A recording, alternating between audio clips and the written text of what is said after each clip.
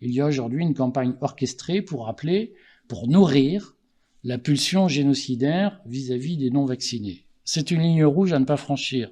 Je dis à Castex et à Macron, prétentieusement, ne franchissez pas cette ligne rouge parce que vous ne savez pas ce que vous allez trouver derrière. Le président de la Fédération nationale des médecins radiologues qui dit « mais le pass doit servir à empêcher les non-vaccinés d'aller dans les magasins d'alimentation ».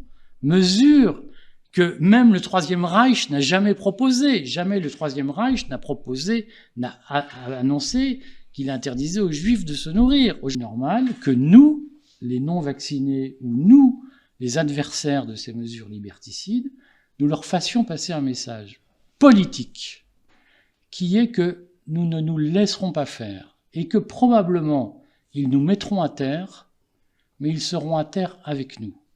Et que tous ceux qui pensent pouvoir le faire anonymement, ils sortiront de l'ombre et leur carrière s'arrêtera avec la nôtre. Parce qu'ils ont été choisis par le peuple français pour exercer certaines fonctions, ils deviennent des personnalités publiques et c'est créateur d'obligations pour eux.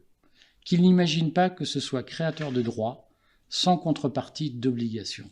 Et s'ils ont oublié qu'en contrepartie du droit, il y avait des obligations, nous allons le leur rappeler. Si ces gens-là ne comprennent pas qu'il faut savoir jusqu'où ne pas tirer sur la corde, il sera du devoir des non-vaccinés, des anti-passes sanitaires, de construire le rapport de force politique pour les ramener de l'autre côté de la ligne rouge qu'ils ne doivent surtout pas franchir.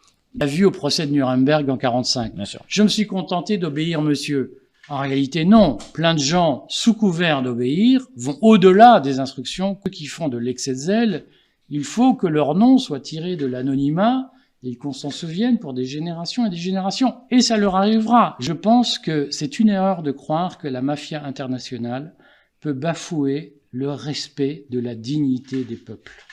Aujourd'hui, ce à quoi nous assistons, c'est à une caste mondialisée qui obéit à la mafia internationale des profits.